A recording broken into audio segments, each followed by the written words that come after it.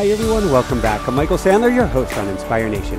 If you've ever struggled with money, to have money, keep money, make money, or even get out of debt, then do we have the money-making show for you. Today I'll be talking with Gary M. Douglas, founder of Access Consciousness and author of 15 books, including the bestseller The Place, and a fantastic book he wrote with another guest we've had on the show, Dain Heer, Money Isn't the Problem, You Are.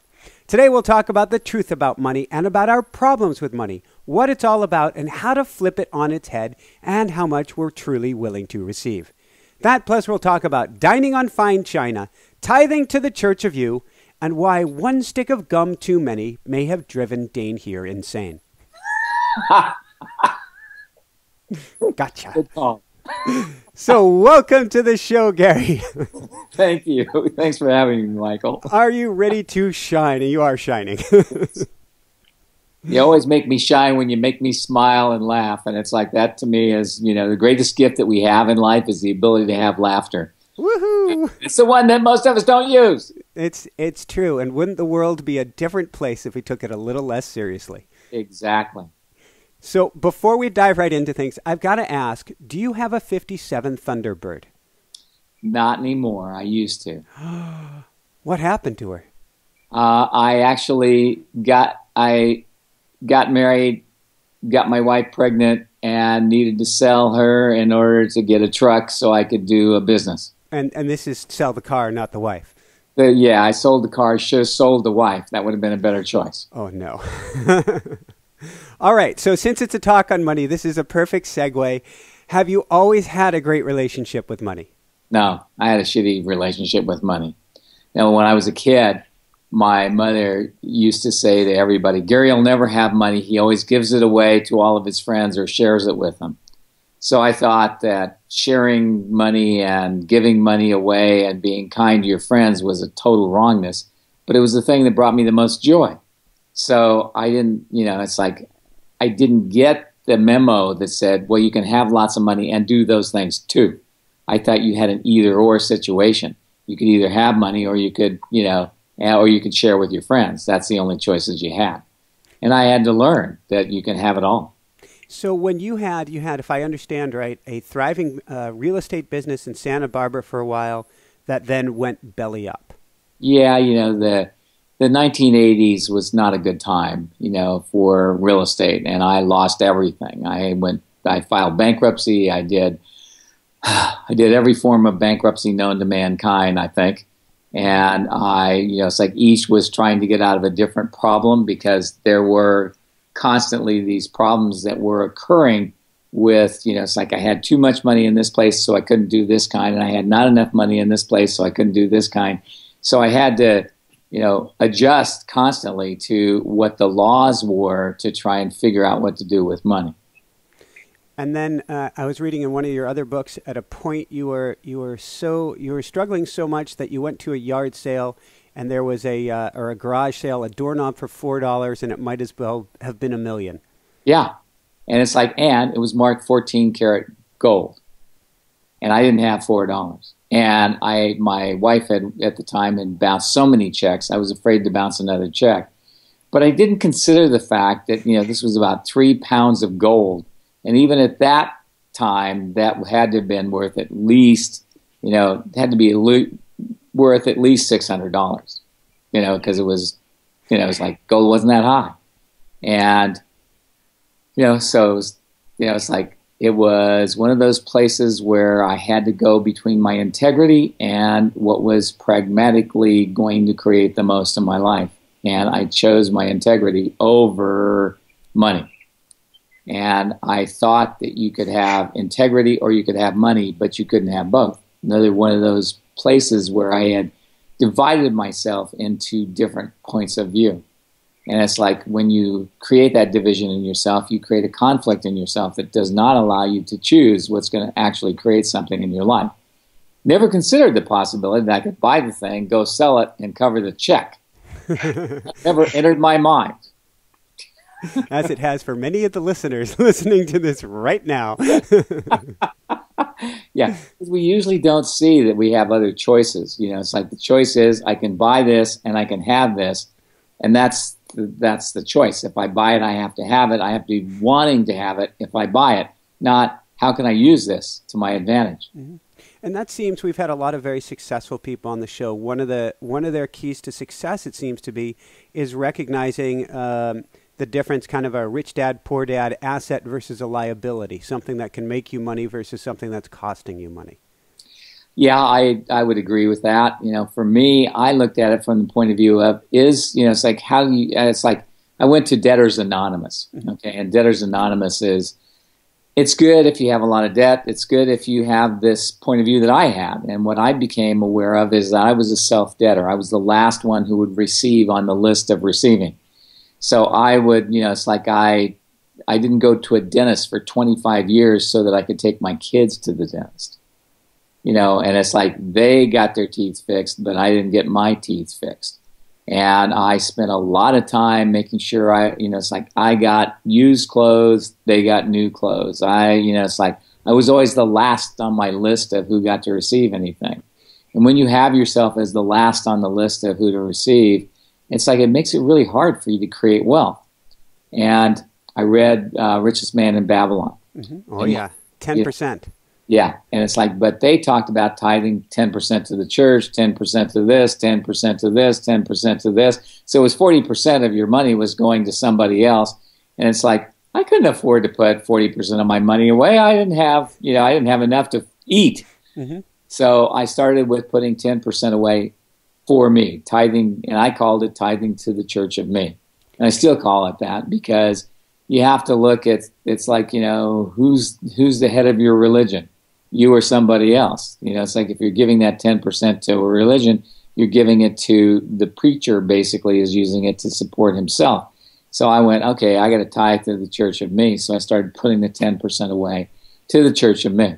I want to back you up for a quick second, and that was one of the things I want to talk about in here. But I want to speak, kind of going back to my perspective and hearing what you're saying, and I'm drawing parallels with myself of paying myself last. So I can't speak about you, but for me, there was a self-love issue going on. Well, I don't actually think it's self-love. I believe it's your point of view. Your point of view creates your reality, not reality creates your point of view. Mm-hmm. So it's like the thing I realized, it wasn't that I was, I thought I was last on the list. One of the things I realized in working with people with money issues is that if they have the point of view that they've got to pay all their bills first, mm-hmm. then what happens is they never give anything to them. They give everything to their bills. And within 6 months, they have more bills, not more money. You want to change the money flow. You change the money flow by being willing to say, I count, and I want to be in on the money end of this thing. And when I started putting the 10% away, within 6 months, my whole financial reality had changed. And my caring for myself, which had always been there, mm-hmm. but I thought I was last on the list, started to eke up and change dynamically.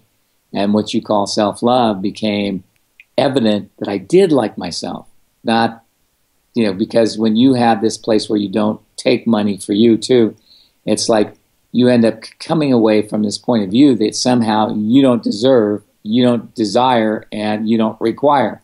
But we all deserve, desire, and require. One of the things I always ask people to do is like, do you breathe? Do you deserve the air you breathe, or do you just breathe it anyway? You breathe it anyway. You breathe it because you can. What if money was the same? What if you could breathe money in the way you breathe air in? And I believe you can. So you say early on in the book, and you state it 1,000 different ways, it's never a money issue. Money isn't a money issue. What do you mean by that? Well, it's like money is never the problem. You are. It's your point of view. Your point of view is what creates the reality, not money. People always have this point of view. Well, when I win the lottery, everything will be great. Well, they've done, television programs on these people that won the lottery, and within 5 years, they're back in the same financial condition, just with, higher debt ratios and all that kind of stuff, because they had more money. So it's like, if you don't change your point of view about money, then you just change the circumstances you function with money. You still end up in the same place. So you got to change your point of view about money. What is money to you is one of the things I always ask people. What is money to you? And they'll say things like freedom. I said, really? So you can't get out of bed if you don't have money? No, I can get out of bed. Well, is that freedom, the ability to get out of bed? Well, what do you mean? I said, freedom is the ability to choose, not the ability to have. And it's like we've got to recognize that the one thing that we have is free will. This is a free will universe. We have choice always. And people don't function as though they have choice. They function as they have no choice, which is the thing that creates the no choice universe with money. So how do we begin to start to wrap our minds around who we truly are first so that we can start to wrap our minds about what we're desiring in life? Well, what can you actually change? Okay? You decide you can't change. Because once you decide you can't change something, guess what? You can't. You know, if you think you can't change it, you can't change it. So it's like you have choice. So one thing we all have. It's like this is a free will universe. We have the right to choose. But most of us don't. We talk about our no choice universes dynamically. Well, I had no choice but to do this. I had no choice. I couldn't do that. I would like to do it, but these are all the conversations we have in our lives about what we can't. And can't have, can't do, can't be, can't generate, can't create. And it's like the reality is none of that's true. What if you knew that the only choice you had was to go up, that you're at the bottom? This is where I see people choose from. They get to the point where they have nothing, then they will choose something to create something. And so obviously you're leading the witness here, but the goal is to be able to help people to choose before they have nothing. Yes. You know, what would you like to choose today? It's like it's like one of the things I do is I have this exercise I ask people to do. If you had 10 seconds to choose the rest of your life and you realized you were in, it's like, you're in New York City and it looks like a city, but it's filled with lions, tigers, bears, and poisonous snakes. They just look like people, and they're going to try and eat you, destroy you, or kill you. So it's like if you have only that 10 seconds, what are you going to choose? And most of us do not know how to choose more than 3 things, ever. So it's like you got 10 seconds to choose the rest of your life. What would you choose? Okay, that 10 seconds is up. You got 10 seconds to choose the rest of your life. What would you choose? Okay, that 10 seconds is up. You got 10 seconds to choose the rest of your life. What would you choose? And now that 10 seconds is up. You got 10 seconds to choose the rest of your life. What do you choose? And most people don't have a choice. And a lot of people will choose, I would choose love, I would choose love, I would choose love. Great. Except that's not a different choice. That's not choosing. That's deciding that that's the right choice. Can you fill in the blanks? What is this? I want to really wrap my head around what this looks like. If you had 10 seconds, sorry to throw this back on you, 10 seconds for the rest of your life, and you're surrounded by tigers and bears and poisonous snakes, what would you do? I might run first. Yeah. But then the tigers will get me. So then I went, okay, so where can I go? What can I do? What can I be? I will ask more questions to determine what choices I have. Now, it's like at one point in my life, I'd gotten to the point where I was so satisfied with everything that, it's like everything was working, it was fine, there was nothing wrong with my life. And it's like, and I could just sit there and watch television all day long. And I went, this is friggin' boring. I went, oh, boring is a choice. So I'm choosing boring. So what could I choose that would change this? And so I went, okay, I could choose to watch a different channel. So I sat there and channel surfed for 3 hours. Just, click, click, click, click, click, click, click, click, click, click for 3 hours. And I went, well, that's boring too. Now what could I choose? So I went outside and I went, okay, I got to choose. I got 10 seconds to live the rest of my life. What do I want to choose? And so I walked up to a flower and smelled it. And I went, okay, now I got 10 seconds to choose the rest of my life. What do I want to choose? And I started looking at a bird and listening to the bird singing. And suddenly I became aware that I had shut off all the things around me that didn't match what I thought I had to choose. Our thoughts destroy our ability to create. So we do this exercise. This is one good way. Yeah. How do we start to Let's say somebody is deeply in debt, for instance. Let's take debt, and then we're going to start to kind of crawl out of this hole. And one of the things you say about debt is a fascinating twist that I love. If you have credit, you have the ability to go into debt. Yeah. But people think that equals money. But it doesn't equal money. It equals the debt you can go into. And it's like, I go to Australia a lot. And so one of the things that was interesting was that, that was a debtor's prison. It's like they sent people there because of their debts. They got rid of their debtors by sending them to Australia to be servants, indentured servants, to pay off their debts. And it's like, so there was this point of view that existed in their culture that, debt is something that you don't want to have, and so they tend not to do as much debt as we do. And they have different banking laws and all kinds of stuff structured around that.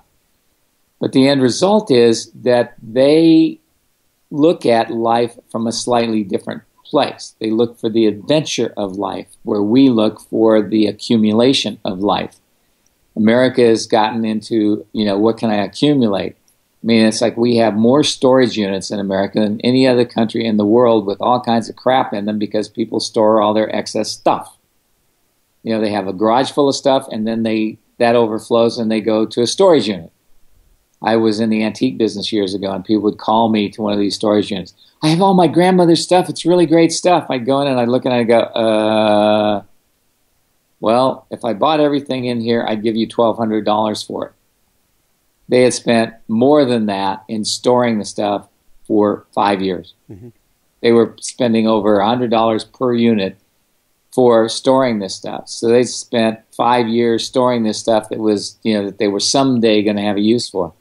You have to look at it for real and go, okay, do I really have a use for this? In my basic point of view, if you haven't used something in 5 years, dump it. That makes sense. We've got a storage unit to clean out. That's a story for another day. It came from a book tour. It made its way to California. We didn't. Yes, I know. It's funny how that works, isn't it? Yeah. It is. So what is the difference between credit worthiness and cash worthiness? Cash worthiness is the willingness to recognize that you value cash, you like cash, and you can have it. Mm-hmm. It's like in the willingness to have cash. I have a lady she's a multimillionaire. And it's like, I met her financial advisor, mm-hmm. and he said, why do you have her have this self-respect account? You make her put 10% of everything she gets in that. Mm-hmm. I said, yeah, because that's her respecting her before she respects her debts. He said, but she doesn't have any debts. I know. But she's still learning something. 2 years later, he said, you know what? That was friggin' brilliant. This lady has gotten better about the way she spends money and better about the way she uses money than she's ever been in her entire life. I said, yeah, that's the purpose. And I always say, take the money, put it in a drawer, put it in your mattress, put it anywhere you want, and pull it out once in a while, throw it on the bed and roll naked in it and ask it to, and if you have that point of view that you love money enough to roll naked in it, then you will have the willingness to love money. And it's not the love of money, it's like the love of money is the root of all evil, according to the Bible. No, it's the need of money that runs that way. I mean, it's so interesting because I just met a lady who had, her father had a ton of money, but he hated money. He spent his entire life telling her how she shouldn't like money. It's like, they have millions. I mean, mega millions. But he hated money, but he always needed it. So he would take money from different sources, and he would use the money for what he needed, but he didn't love money enough to have it. Can you help us heal this relationship? It's still in my wiring, even though I'm doing well myself. It's in, I know, many of our listeners' wiring. When we hear, I love money, our necks snap back. Yeah, because you've been taught not to love money. You've been taught that it's wrong. It's like when I was a kid, my parents would give me an allowance, and then they would make me put it in the savings account. And it's like, how is that mine? Well, it's like you're taught as a kid that money is not yours. You know, it's like, yeah, we're told you were wrong for buying that stupid thing you bought that broke. Well, you learn by buying the stupid things. The one thing I did with my kids is I let them buy whatever they wanted with their money because it was their money. And it's like, and they learned to be more aware of what they were buying and whether it was going to last them at all. And it's like, it wasn't me teaching them, it was them teaching them. And it's like, I watch people all the time try to control their kids. There was, we let kids come to Access for free because they get it quicker than adults do. And, you know, which I think is funny as hell. But at any rate, there was a little kid, and he was doing eye processes on people. He could put his hands on people and heal their eyes so they could see better right away. And most of them, they could read without their glasses for about 3 weeks after he worked on them. Wow. And he would charge $10 for doing this. And he would have, you know, he had $400 that he had made at this one class. And he wanted to buy something. His dad, no, you have to put that in your savings account. So he took it away from him and put it in a savings account. I said, that was mean. He said, all you did was teach your kid that he can make money, but somebody's going to take it from him. Is that what you want to teach? We have to look at what we were taught. You know, it's like my mother taught me I should save my money. So I went out with my sister when I was 10, and we bought Christmas presents. Well, my sister didn't take her money, but I did. So I bought everything. So we got home, and my mother said, you have to give Gary, you know, the money for your half. And she goes, no, he already paid for it. And she said, no, you have to give him your half. No, he already paid for it. I don't have to give him my money. He paid for it. And it's like, and she could not be convinced to give me that money, ever. And today that still applies. But, you know, she could not see a logical reason why she should give me any money since I'd already paid for everything. But that's pretty much the way we learn, that we do all this stuff and then we don't get back. We give, we don't get. And it's like, this is what people teach us. You know, it's like they taught me that I had to do, you know, I had to do chores in order to get money, but then I wasn't allowed to control my money. So it's like you have to teach your kids to control their own money and spend it the way they choose and let them find out what that creates. And it's like those are things that we never learned. So it's like we were never given the freedom to actually choose for ourselves what we wanted to do with our money. So right now, the most important thing, first off, is you've got to tithe to yourself. I think we also need to then, as we're beginning to reframe, we need to get away from the I want mentality. Does that sound right? Yeah, absolutely. Because the word want, if you look it up in a dictionary, an old dictionary prior to 1946, there were 26 definitions of want, meaning to lack. So every time you say I want, you're saying I lack, which is exactly what shows up. One of the things I ask people to do is say, I don't want money. Say it 10 times. I don't want money. I don't want money. I don't want money. I don't want money. I don't want money. I don't want money. I don't want money. I don't want money. I don't want money. I don't want money. And I don't know whether you're noticing, but you're smiling already. Because you're saying I don't lack of money. Because want means to lack of. And it's like there's one definition that means to desire. Today we think that the definition of want is to desire. It's not. It's actually, you know, we've had 10,000 years of want meaning to lack. You really think by changing it in the dictionary it's changed everything that we've done for the last 10,000 years? I don't think so. So it's like the funny part about it is all languages are translatable because the energy of the words is the same. So even the word, you know, the word for want in other languages still means the same, to lack. So it's like we are saying every time you say I want something, you're saying I lack of it, which is exactly what shows up. What you say is what you get. So I desire more money. I'm going to have more. I like that. So can you tell us about Dane and Big Red Gum?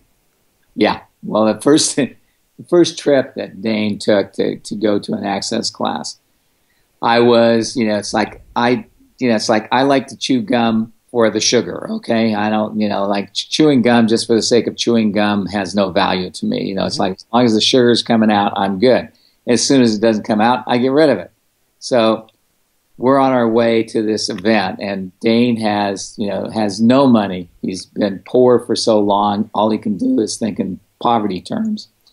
And so he comes and he has like this whole loaf of bread that he's turned into peanut butter and jelly sandwiches, which he's willing to share with all of us, but it's his entire food for the entire weekend.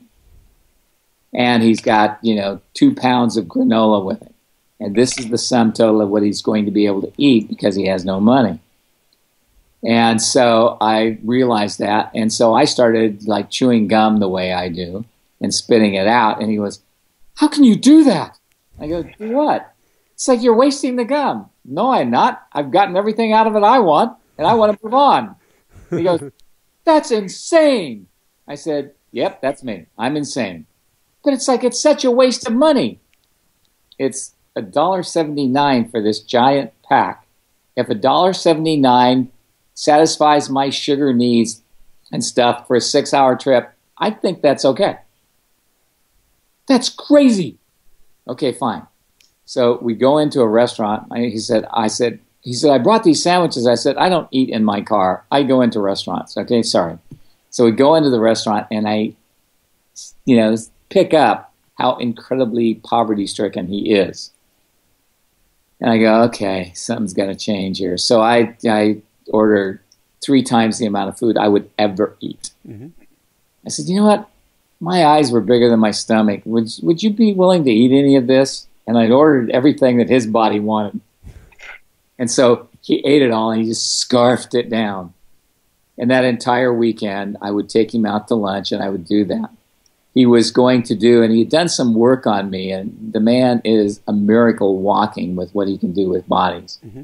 And so I introduced him as this body worker. I said, "Well, how much do you want for a session?" He goes, $75? I said, "Okay." So I got up and I said, "His normal fee is $120, but you guys, he'll do it for $80 for you guys for this event to introduce his work." Everybody paid him $120.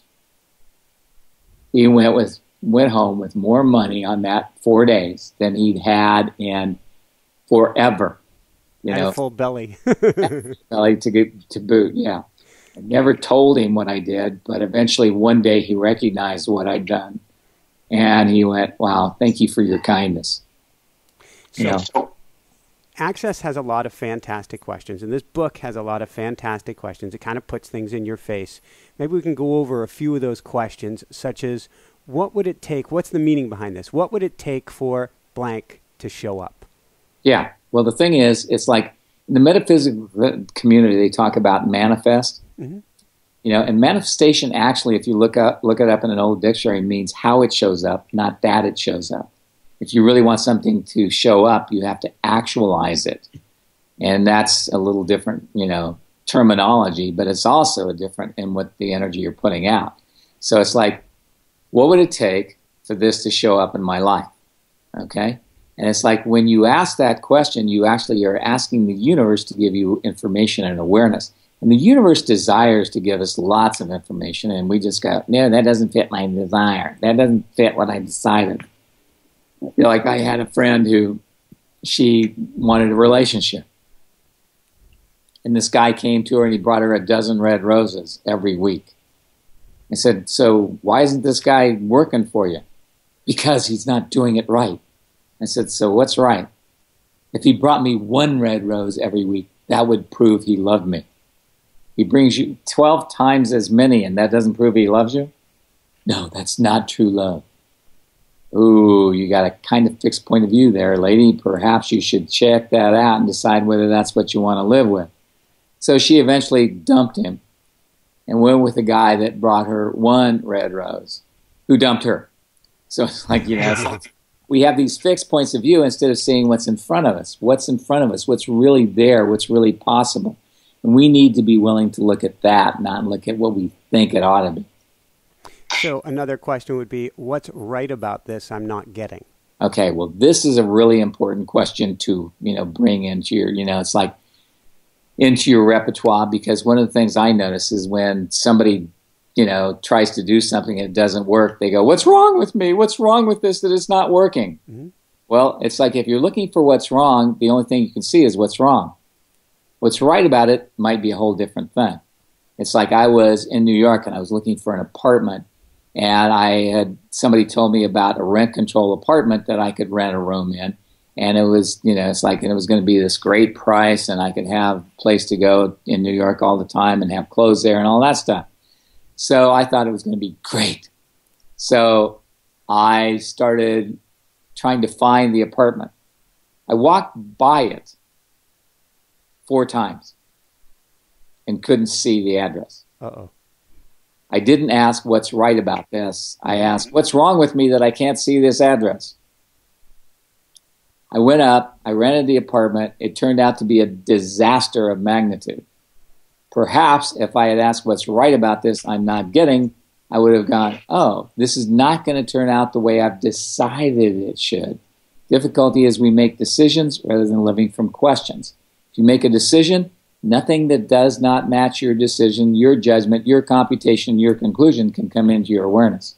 Had I asked the question, what's right about this I'm not getting, I might have been willing to see a different possibility. I'd like to blow that out a little bit more. You say, don't try and figure something out. You limit yourself. Live in the question. Can you give us more understanding of this? I think this is important.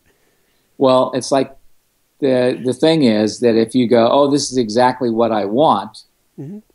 It's exactly what I lack, then are you creating abundance in your life? Are you creating possibility?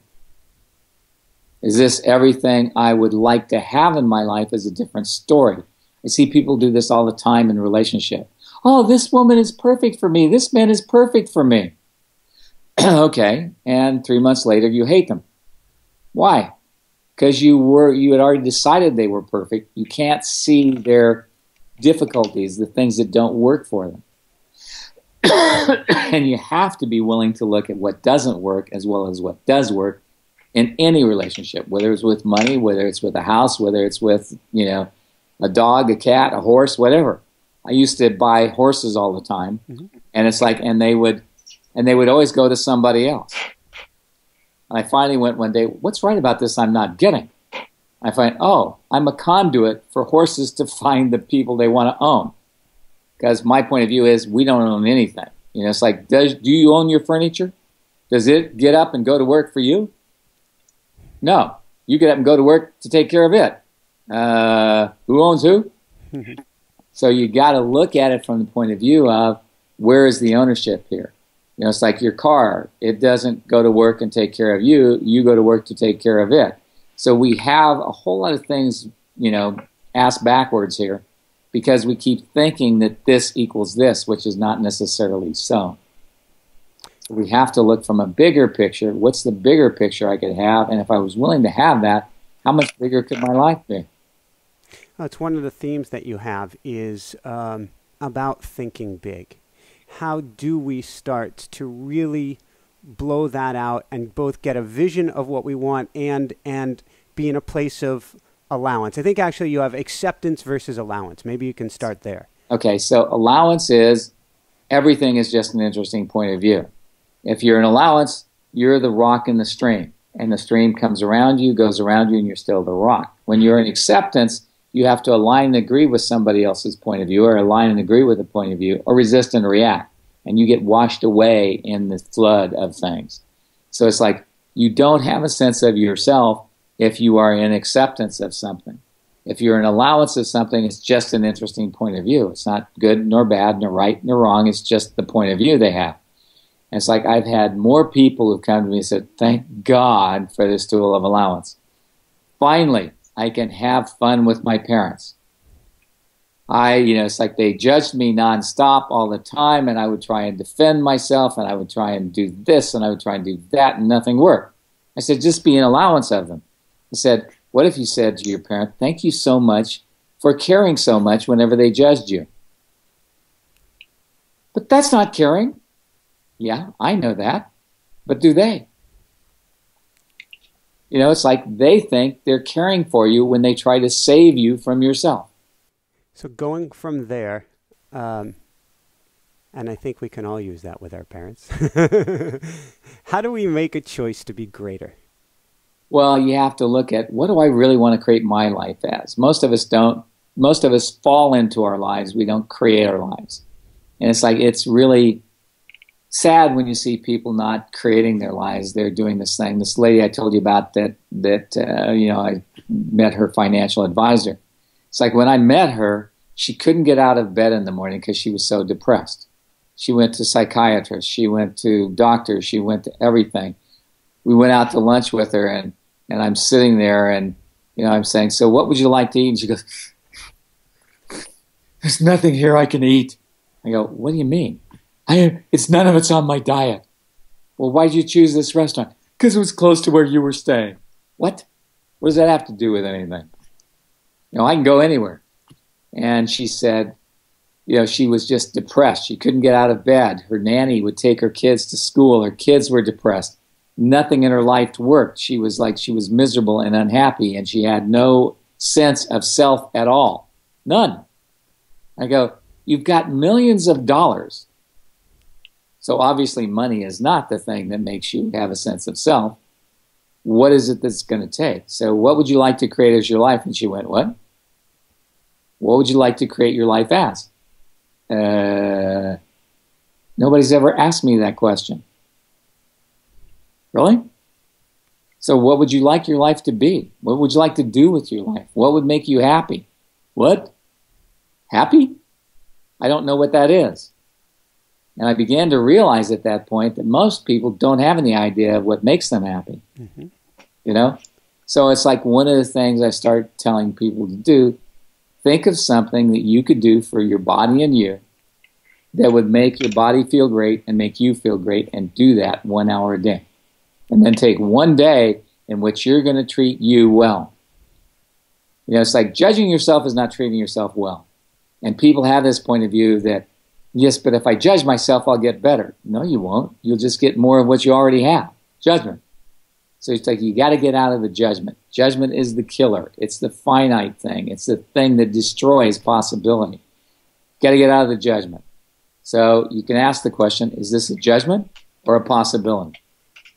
You have an exercise where each morning you say, just for today, I will be greater than I was yesterday.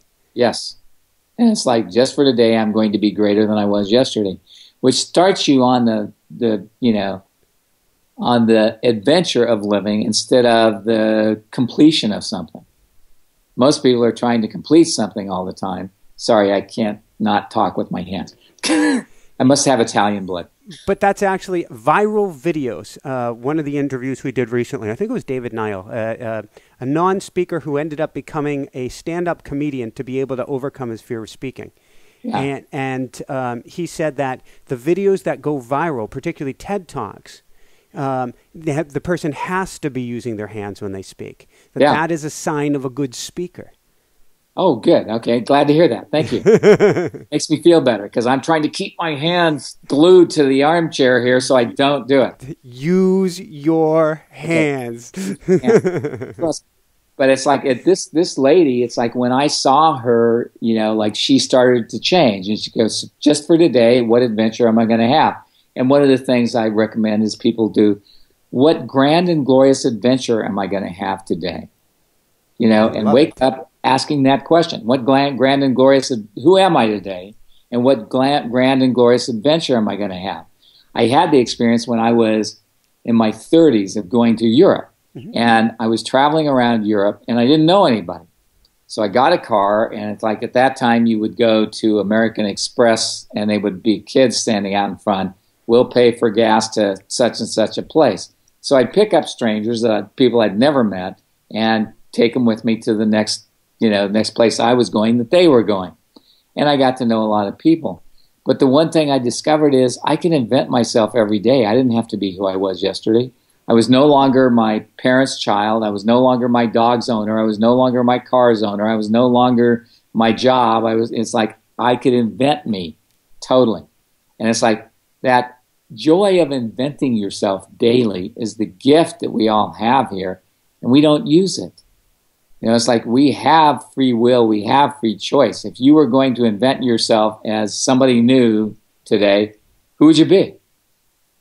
And it's like, it's that place of beginning to see we have multiple choices and we have multiple possibilities. How do we move past, forgive me for interrupting, I'm just hearing everybody behind me that's going, but I've got this, but I got that, the buttas. How do we let go of the buttas? Take your head out of your butt. Oh, no. Sorry, good pass that one up. I went right there, so. You know, it's like Thank you, Gary. It's like people do the but as though the but equals something. Mm-hmm. And, you know, it's like there's some words you could eliminate from your vocabulary that would make your life better. Why, which is always a fork in the road, and if you take enough right forks, you go right back where you started. Try to stand up. No, you're either going to do it or you're not going to do it. Why try? Need. Do you really have need, or does need always lead to greed because you try to hold on to what you got for fear you're not going to have any more? Why try? Need. Want, which is to lack, and but. It's like, which is the tail end of the joke. Yeah. It's like, and the only butt you want is the one you sit on. Otherwise, no butts. So let's go from there. How do we learn how to receive? Well, receiving is the recognition. It's like, do you ever go out in the sunlight? I love the sunlight. Yeah, that's receiving. What if everything in life was as easy as that? We think that we have to do to get, and that's not receiving. We have to be to receive, and we have to be willing to be the gift that we are in order to receive all the gifts we have.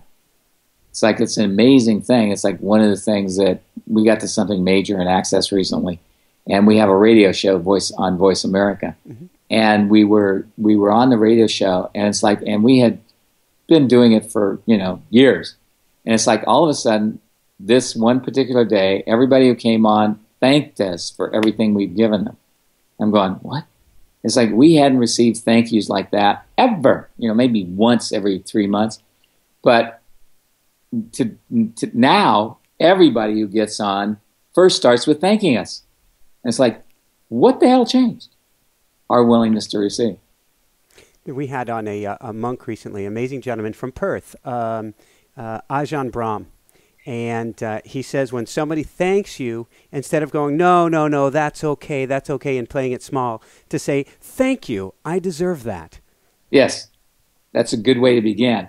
I just say thank you for caring, because they do. It's like, and that's their way of trying to share their care. And so it's like, thank you for caring would be my way of doing it. But he's right. Thank you. I deserve that is correct.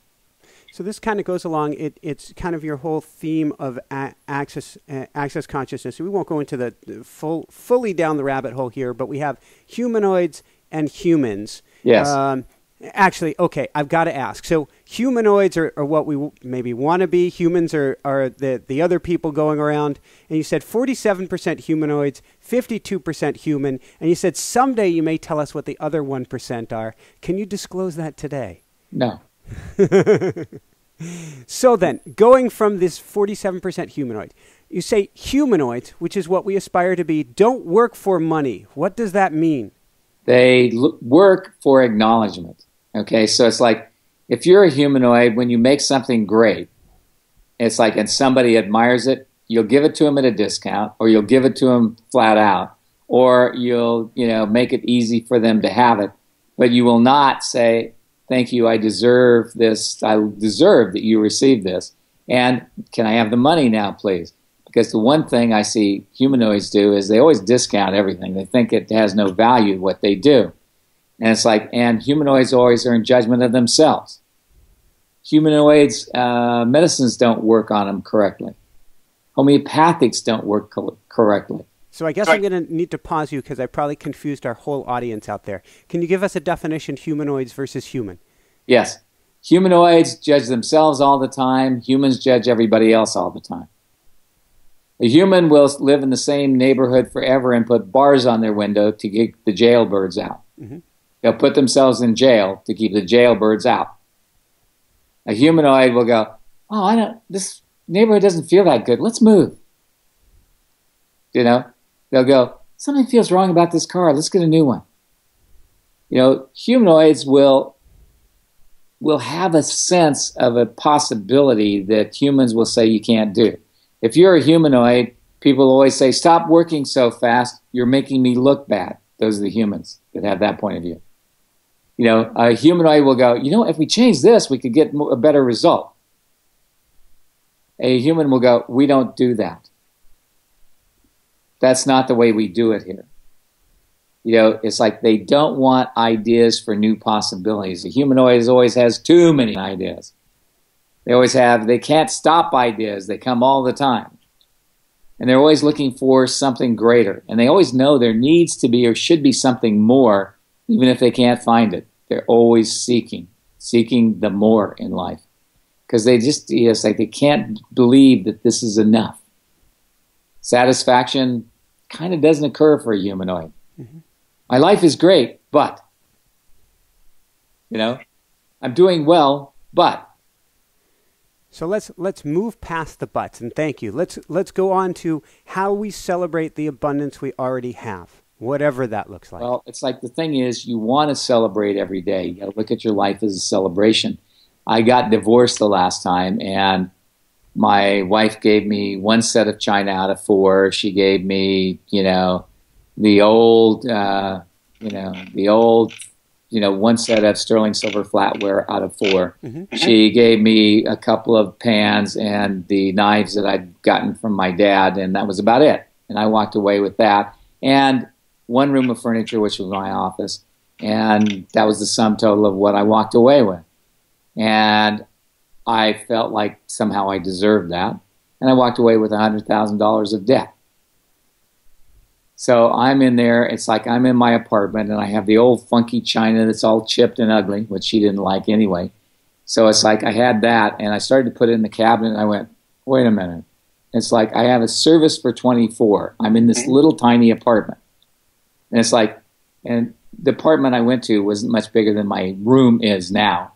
And it's like, and I went, okay, I'm going to have 24 people here for dinner. I'm not putting this away for a special occasion.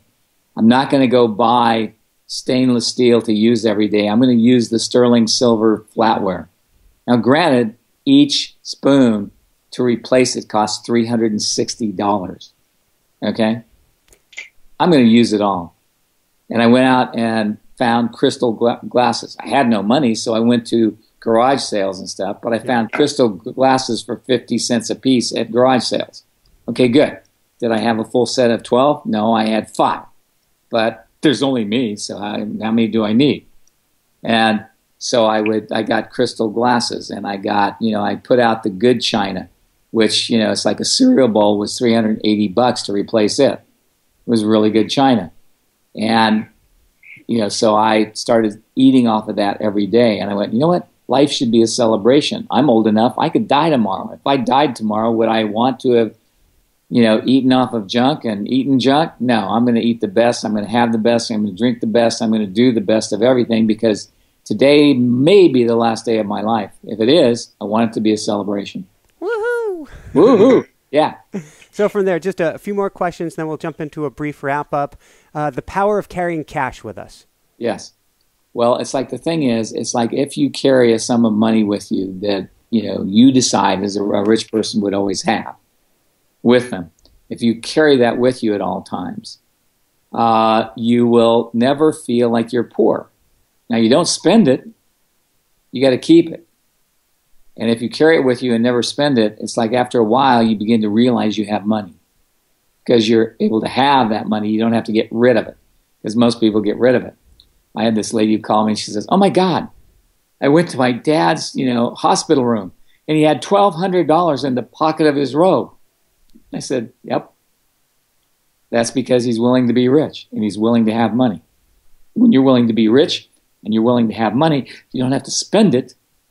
You can have it, keep it, hold on to it, enjoy it. And it's like when you carry that sum of money with you at all times, it's like, people say, well, aren't you going to get mugged? I said, no, I'm going to be aware of who's around me. I'm not interested in being mugged. And I'm going to be aware of what I choose. And there was a kid that came to one of my classes, and we were in San Francisco. It was not in the good section of town. And he decided he wasn't going to pay $10 to have his car parked. He was going to park on the street. And he went out with some friends afterwards and stayed out really late. And he got mugged on his way back to his car and lost everything, including the car, which was a rental. And I said, so for $10 you were willing to experience this? He went, what? I said, well, did you cut off any awareness for this to occur? Yeah. So you were trying to save $10. So you saved $10 and had this occur. How expensive a lesson was that? And the guy said, give me all your money. So he gave him his watch and he gave him everything. He said, he didn't ask you to give him your watch. He asked you to give you your money. Why didn't you just give him money? Give people what they ask for. If he asked again, then you could give him other stuff. But if he asked for your money, give him that. And then you gave him all your clothes too. Well, I didn't want to get killed. Oh, good. So you can go replace all this stuff real easy. He goes, no, it's going to be hard. Okay, good. That point of view will make sure it's hard. Don't always know when saving money is going to cost you. Okay, let's flip it on its head so we can get a good positive note toward the end here. Yeah. What do you mean today ought to be the best day of your life? Well, it's like my brother-in-law was turning 40, and I was invited to their birthday party. All the guys were in the living room talking about, their high school days and how much fun that was. You're 40 years old and you're talking about high school as the best time of your life? All the women were in the kitchen talking about the best time of their life was having their babies. I went, it's like, and they went around the circle asking everybody who was the best, and it came to my turn. And they said, what was the best day of your life? I said, today, and if it isn't, I'm killing myself. I was never invited back to one of their parties. Oh, no. Because my point of view is today should be the best day of your life. It could be the last day. You don't know. You could get hit by a beer truck walking across the street. You don't know if there's a bomber outside. You have no idea. But make today the celebration. Make today the joy of living, and tomorrow will be a greater joy. Woohoo! So where can people go to find out more and to find your books? You have 15 books, but where can they go to find them? They can go to accessconsciousness.com. And it's like, and you can go to Dr. Dain Heer, and he has a tour of consciousness. And we have all kinds of free stuff on our website. We want to give these tools away because we really would like the world to change and be a much more inspiring place. Because from my perspective, unless we learn how to live with our planet instead of use it, we're going to kill it. And we need to learn how to be stewards of our environment, not users of our environment. And it's like only consciousness will create that. So we're giving away as many tools as we can because we'd like to have everybody be as conscious as they possibly can, because consciousness will not only save the planet, it'll create the planet. And one other thing here. The greatest gift you can give the planet is your laughter, not your tears and not your anger. And people function as though their anger and their tears are valuable. Your laughter is the most valuable thing. Laughter heals the planet. I mean, all those studies show that if you laugh at a plant, it grows.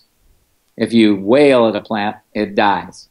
So get clear, start laughing, and start healing the planet. That's a better way of saving the planet than going out and recycling. Woohoo! So any last words of wisdom you give for parents for their kids today? Yes. Set your kids free. Don't try to protect them. Educate them. It's like I watch people all the time deciding they're trying to protect their kids. And it's like if you try to protect your kids, you're not educating your kids. You want to educate your kids so they have greater choice. Greater choice equals greater possibilities, which creates greater contribution of them to the world and the world to them. Education is the greatest gift you can give your kids. And I don't mean book learning.